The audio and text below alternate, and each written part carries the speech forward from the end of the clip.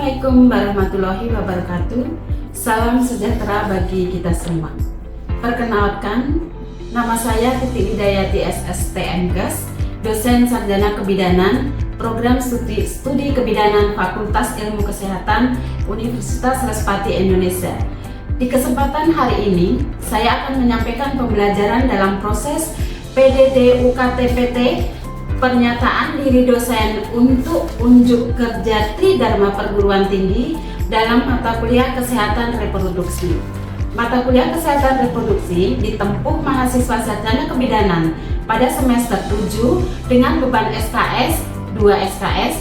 Dalam proses pembelajaran saya menggunakan metode ceramah atau expository, metode diskusi kasus, metode tanya jawab.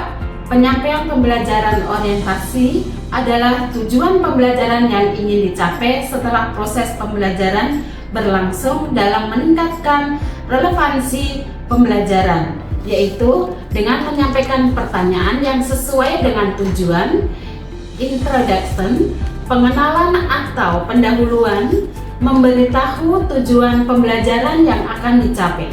Assessment adalah upaya untuk mendapatkan data atau informasi dari proses pembelajaran, dari hasil pembelajaran untuk mengetahui seberapa baik kerja mahasiswa. Contohnya, sistem penilaian pada kesempatan hari ini, saya akan menyampaikan mata kuliah Kesehatan Reproduksi. Saya akan menyampaikan rencana pembelajaran sebagai berikut. Capaian pembelajaran. Sikap adalah mampu menunjukkan sikap bertanggung jawab, etis dan profesional dalam memberikan pelayanan pada kesehatan reproduksi, menjunjung tinggi nilai budaya, norma dan hukum dalam pelayanan kesehatan reproduksi. Capaian pembelajaran aspek pengetahuan adalah kemampuan menunjukkan sikap bertanggung jawab, etis dan profesional dalam memberikan asuhan kebidanan terkait kesehatan reproduksi, menjunjung tinggi nilai budaya, norma, dan hukum dalam pelayanan kesehatan reproduksi. Capaian pembelajaran keterampilan umum adalah mampu menunjukkan sikap bertanggung jawab, etis, dan profesional dalam memberikan asuhan kebidanan terkait kesehatan reproduksi, menjunjung tinggi nilai budaya, norma, dan hukum dalam pelayanan kesehatan reproduksi. Capaian pembelajaran keterampilan umum adalah mampu memberikan penyuluhan dan edukasi kesehatan reproduksi berbasis bukti secara profesional kepada individu, keluarga, dan komunitas, mampu berkomunikasi efektif dan empatik dalam pelayanan kesehatan reproduksi yang sensitif, gender, dan budaya. Kemampuan akhir tiap tahap belajar. Sub CPNK 1, mahasiswa menjelaskan pengertian konsep dasar kesehatan reproduksi. CPNK 2, mahasiswa mampu menguraikan struktur dan fungsi sistem reproduksi, baik laki-laki dan perempuan. Mahasiswa mampu menjelaskan proses biologis reproduksi, ovulasi, menstruasi, fertilisasi, dan kehamilan. CPNK 4, mahasiswa mampu menjelaskan prinsip kesehatan seksual dan kesehatan reproduksi dalam siklus hidup. CPNK 5, mahasiswa mampu mengidentifikasi masalah kesehatan reproduksi pada remaja, dewasa, dan lansia. CPNK 6, mahasiswa mampu menjelaskan konsep dan pentingnya hak-hak reproduksi serta kesetaraan gender. Bahan kajian materi pembelajaran. Yang pertama adalah konsep dasar kesehatan reproduksi, anatomi dan fisiologi sistem reproduksi. Yang ketiga, siklus dan kesehatan seksual. 4. Prinsip kesehatan seksual dan kesehatan reproduksi dalam siklus kehidupan. Kelima, masalah kesehatan reproduksi pada remaja, dewasa, dan lansia. 6. Konsep dan pentingnya hak-hak reproduksi serta kesetaraan gender. 7. Faktor-faktor yang mempengaruhi kesehatan reproduksi. 8. Promotif dan preventif, menjaga kesehatan reproduksi. Bahan referensi, bahan kajian. Metode pembelajaran adalah metode ceramah, metode diskusi kasus, dan metode tanya jawab. Metode problem learning, based learning, metode discovery learning, metode cooperative learning, belajar kelompok atau kerjasama dalam pemecahan masalah.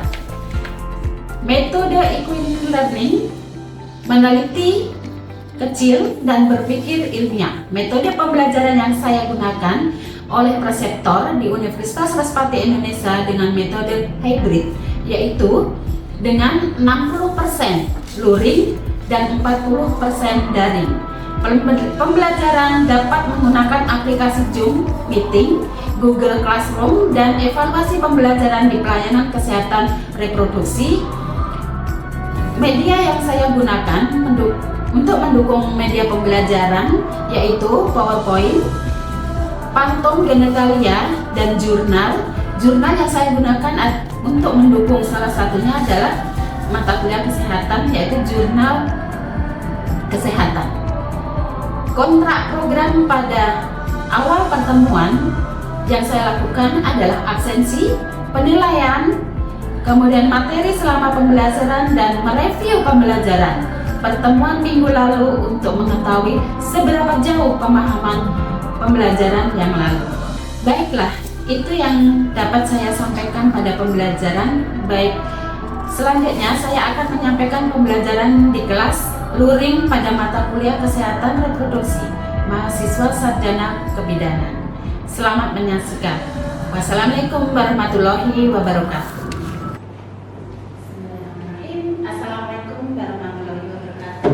Waalaikumsalam warahmatullahi wabarakatuh. Selamat pagi semuanya. Salam sejahtera untuk kita semua. Apa kabar semuanya? Baik, Bu. Baik, alhamdulillah tadi pertemukan dalam keadaan sehat walafiat, ya, tidak ada kekurangan segala. Baik, ini pertama kali kita berjumpa ya. Untuk pertemuan pada hari ini adalah saya memperkenalkan diri terlebih dahulu ya, karena kita sebelumnya belum pernah terkenal, dan kita bertemu pada hari ini di semester 7 dengan mata kuliah kesehatan reproduksi. Baik, sebelumnya akan saya memperkenalkan terlebih dahulu. Nama saya Titi Hidayati ya.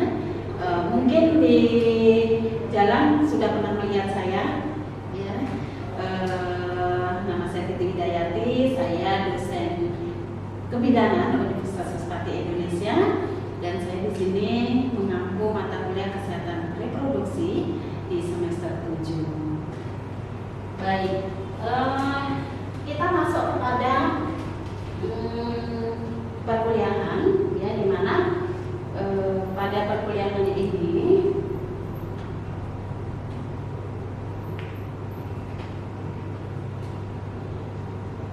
ini adalah topik bahasannya adalah konsep kesehatan reproduksi.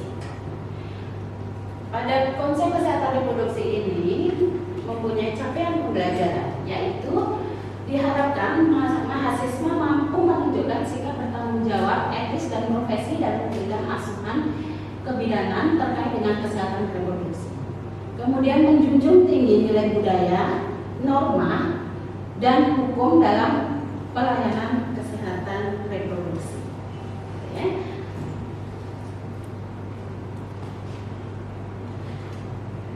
Kemudian untuk capaian pembelajaran tingkat pengetahuan, yaitu mahasiswa diharapkan menguasai konsep dasar kebidanan.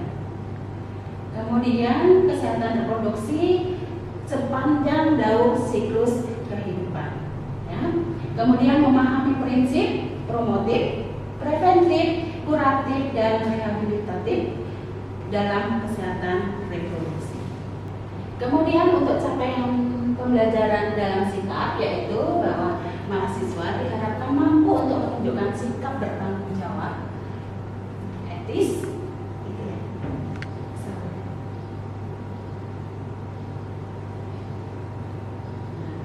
Kemudian untuk capaian pembelajaran keterampilan umum, yaitu mahasiswa mampu mengidentifikasi kebutuhan terkait dengan kesehatan reproduksi, kemudian dan merancang program edukatif berbasis komunitas. Kemudian mampu menggunakan teknologi informasi komunikasi dalam pembelajaran layanan kesehatan reproduksi. Sekarang kan zamannya sudah digitalisasi, jadi segala informasi itu bisa diakses ya. Untuk CPR keterampilan yang khusus, yaitu mampu memberikan penyuluhan dan edukasi kesehatan reproduksi berbasis bukti secara profesional kepada individu, keluarga, dan komunitas. Kemudian mampu berkomunikasi efektif dan empatik dalam pelayanan kesehatan reproduksi. Kemudian untuk indikator sub CPNH-nya, yaitu diharapkan nanti pada proses pembelajaran atau setelah pembelajaran mahasiswa mampu menjelaskan sejarah kesehatan reproduksi. Jadi sejarah kesehatan reproduksi itu ada sejarahnya. Kemudian hak asasi manusia dan hak-hak kesehatan reproduksi. Kemudian prinsip dasar kesehatan reproduksi dan pendekatan siklus hidup. Nah, sekarang kita akan membahas tentang apa definisi kesehatan reproduksi dan apa saja ruang lingkup kesehatan reproduksi. Kemudian apa saja hak-hak dalam reproduksi dan apa saja hak-hak dalam bereproduksi. Kemudian apa yang menjadi sasaran kesehatan reproduksi dan apa kaitan antara kesehatan reproduksi dengan kesehatan masyarakat. Kita akan membahas mengenai apa sih definisi reproduksi sehat, kemudian reproduksi dan kesehatan reproduksi. Ya, sehat adalah sehat atau kesehatan. Kita selalu mengatakan bahwa harus kita jaga kesehatan. Ayo olahraga biar sehat, ya. Nah, di sini sehat atau kesehatan adalah suatu keadaan sejahtera dari badan yang disebut dengan jasmani, ya. Kemudian jiwa secara rohani dan sosial yang memungkinkan setiap orang hidup produktif secara sosial dan ekonomi. Nah, ini berdasarkan Undang-Undang Nomor 23 Tahun 1992 tentang kesehatan. Ya, jadi bisa dibuka di dalam pasal Undang-Undang Nomor 23 Tahun 1992. Ya. Nah, kemudian di sini ada istilah kata reproduksi. Istilah kata reproduksi ini berasal dari re. Diawali dengan re. Apa re? Ya, re itu yang artinya kembali. Kemudian kata produksi yang artinya membuat atau menghasilkan. Produksi itu membuat atau menghasilkan. Kemudian bisa disimpulkan bahwa istilah reproduksi mempunyai arti suatu proses kehidupan manusia dalam menghasilkan keturunan demi kelestarian hidup. Ya, jadi artinya di sini bahwa ini sehat itu adalah sehat dari jasmani dan rohani secara sosial dan mental dan sosial. Ya, jadi kalau misalkan Bu badannya sehat, ya, tapi nah jiwanya ada yang aneh, gitu, itu disebut apa? Apa yang dikatakan sehat? Tidak, ya. Nah, kemudian menurut WHO di sini kesehatan reproduksi adalah suatu keadaan sejahtera fisik, mental, sosial yang utuh, bukan hanya bebas dari penyakit saja, ya, bukan hanya bebas dari penyakit atau kecacatan, di mana dalam segala hal yang berhubungan dengan sistem kesehatan reproduksi, fungsi dan prosesnya. Ya, kesehatan reproduksi, ada kesehatan reproduksi wanita dan ada kesehatan reproduksi laki-laki. Gitu ya. Kita membahas tentang ruang lingkup kesehatan reproduksi. Apa sih ruang lingkupnya? Kesehatan apa? Ibu dan bayi baru lahir. Ibu dan bayi baru lahir. Ibu dan bayi baru lahir, ibu diperhatikan kesehatan reproduksinya karena ibu adalah ibu yang hamil, ibu yang melahirkan, ya, ibu yang menyusui, ya, ibu nifas. Kemudian bayi, ya, bayi baru lahir diperhatikan keadaan kesehatannya, bayinya normal atau tidak. Dikatakan normal jika dia bayi itu apa? Berat badannya sesuai, umur kehamilannya lahir dengan sesuai, umur kehamilan ibu sesuai ateren, gitu ya. Jadi kemudian ibu tidak mempunyai riwayat penyakit, ya, yang membahayakan. Baik, kemudian keluarga berencana. Keluarga berencana itu tujuannya adalah untuk mengatur jarak kehamilan, ya, mengatur jarak kehamilan. Itu adalah tujuannya adalah untuk kesehatan reproduksinya, gitu ya, untuk kesehatan reproduksi. Berapa jarak kehamilan normal bagi ibu kehamilan pertama sampai kehamilan kedua? Kehamilan pertama dan kedua minimal 3. Oke, baik. Kemudian pencegahan penanggulangan infeksi saluran reproduksi, ya, baik infeksi penyakit menular seksual, kemudian HIV/AIDS. Nah, ini disebabkan oleh apa? Hubungan seksual yang tidak sehat atau hubungan seksual yang bukan pasangan atau hubungan seksual dengan pasangan tapi yang mempunyai penyakit HIV/AIDS, ya, itu bisa menular. Kemudian kesehatan reproduksi remaja, kesehatan reproduksi remaja, ya, jadi terutama pada perempuan, ya, karena perempuan ini rentan sekali terhadap penyakit, ya. Kesehatan reproduksi perempuan itu diperhatikan pada saat terjadi menstruasinya, ya, perilaku pada saat menstruasi, dia bisa menjaga kebersihan diri atau tidak, ganti pembalutnya, ya, itu, ya. Kemudian mencegah dan penanganan infertilitas. Infertilitas itu adalah tidak terjadinya karena kehamilan selama 1 tahun sampai dengan 2 tahun lebih setelah dia menikah, gitu ya. Itu namanya infertilitas. Kemudian kanker dan usia lanjut, kanker pada usia lanjut dan osteoporosis. Nah, kanker ini sering terjadi, apalagi sekarang kanker itu sudah di mana-mana, ya. Tapi kalau perempuan itu biasanya yang berhubungan dengan kesehatan reproduksi itu adalah apa?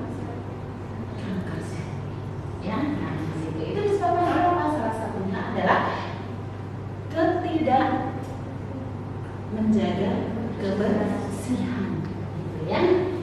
Kemudian berbagai aspek kesehatan reproduksi lain, nah, contohnya kanker serviks, kemudian mutilasi genitalia, kemudian fistula, ya. Fistula itu adalah sepertinya ini pembelajaran ini diam, menegangkan atau gimana? Oke, kita selidiki dulu ice breaking, ya, biar lebih relate, biar lebih fokus setelahnya itu, ya. Oke, sekarang kalau ibu bilang tepuk 1 semangat, tepuk 2 hebat, tepuk 3 tangguh. Oke, contoh ya. Tepuk 1. Semangat. Tepuk 2. Hebat. Tepuk 3. Tangguh. Gitu ya. Bisa ya? Oke. Relax dulu. Oke, ya yuk. Mulai. Tepuk 1. Semangat. Tepuk 2. Hebat. Tepuk 3. Tangguh. Nah, ya sekarang sekali lagi. Tepuk 1. Semangat. Tepuk 2. Hebat. Tepuk 3. Tangguh. Nah, masih ada yang belum? Ayo, masih ada yang nggak fokus? Ulangi lagi, sekali lagi. Nanti saya langsung 1, 2, 3 gitu ya. 1. Tepuk 1. Semangat. 2. Hebat. 3. Tangguh. Yuk, kita mulai. Tepuk 1. Semangat. Tepuk 2. Hebat. Tepuk 3. Tangguh. Tepuk 1, 2, 3. Semangat. Hebat. Tangguh. Yeay. Sasaran kesehatan reproduksi ini tentunya remaja, ya, kemudian wanita usia subur dan pasangan usia subur, ya. Wanita usia subur itu belum tentu dia punya pasangan, tapi kalau pasangan usia subur yang sudah menikah, kemudian lansia.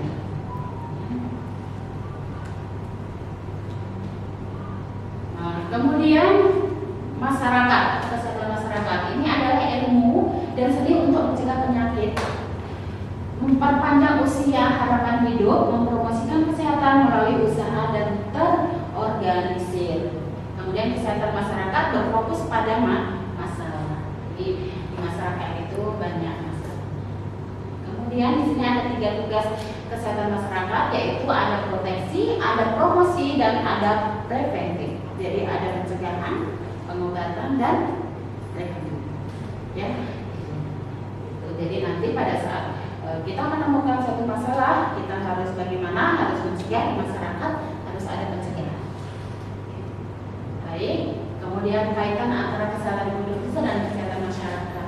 Kaitannya adalah bahwa kesehatan masyarakat membantu dalam meningkatkan derajat kesehatan, ya, reproduksi dengan mengolah keadaan, ya, dengan mengelola keadaan darurat kesehatan, terutama yang berhubungan dengan kesehatan reproduksi. Nah, kemudian mempromosikan perilaku sehat, semangat mencegah penyakit, dan dengan cara deteksi dini dan vaksinasi. Siapa saja yang melakukan kesehatan masyarakat? Berasal dari semua lapisan masyarakat yang berpusat pada Kemenkes RI, ya. Kemudian yang berkoordinasi dengan pemerintah daerah, perusahaan swasta, kemudian lembaga swadaya masyarakat, organisasi internasional, dan komunitas untuk meningkatkan derajat kesehatan masyarakat, terutama derajat kesehatan reproduksinya. Ya, baik. Kesimpulan dari pembelajaran hari ini adalah konsep dasar kesehatan reproduksi. Ini merupakan pembelajaran konsep dasar kesehatan reproduksi, memberikan pemahaman bahwa kesehatan reproduksi adalah bagian penting dari kesehatan secara keseluruhan. Jadi, kemudian yang mencakup aspek fisik, mental, dan sosial, bukan hanya bebas dari penyakit saja. Gitu ya, itu yang disebut dengan kesehatan. Oke, ada pertanyaan? Tidak ada? Baik. Kalau tidak ada pertanyaan, saya akan bertanya. Boleh? Ya, saya akan bertanya. Jelaskan apa itu pengertian dari sehat.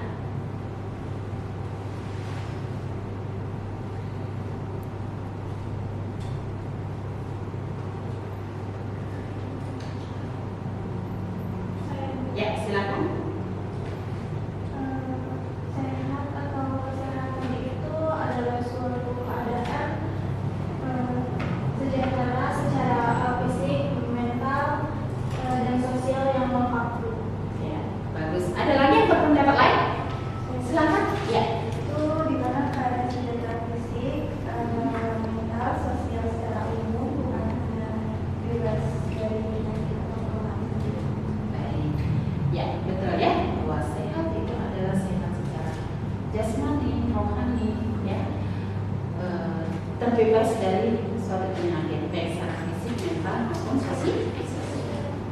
Ya, banyak disebut dengan sehat. Oke. Kemudian tadi ada, saya jelaskan bahwa ada 5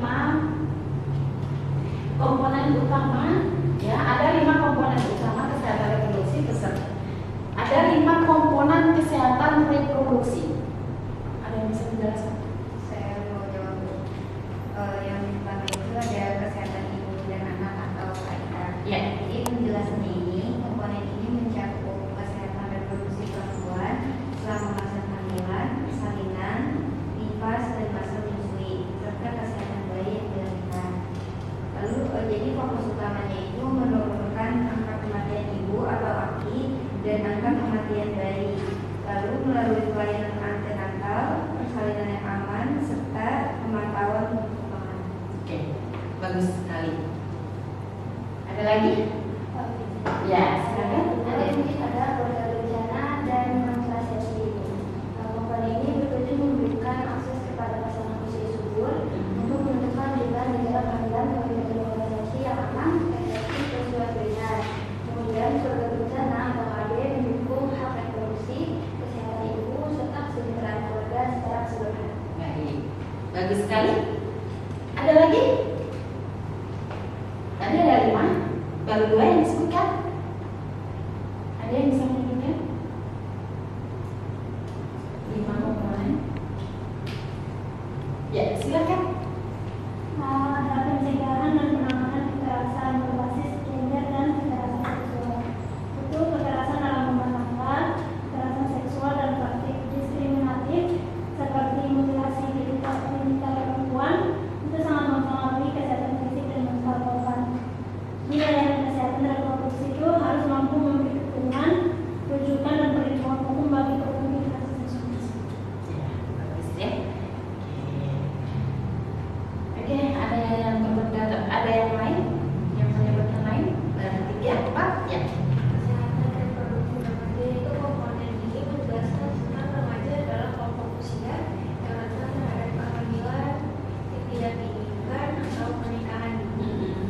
Komponen ini menekankan edukasi tentang kesehatan seksual dan reproduksi yang kooperatif, promosi gaya hidup sehat, dan pembentukan layanan kesehatan ramah remaja. Bagus sekali. Ya. Cukup? Sudah? Ada lagi? Oh iya. Satu lagi. Soalnya satu lagi nih.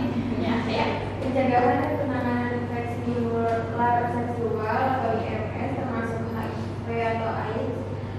Penjelasannya, infeksi menular seksual dapat berdampak buruk pada kesehatan reproduksi dan bahkan menyebabkan infertilisasi, komplikasi kehamilan hingga kematian.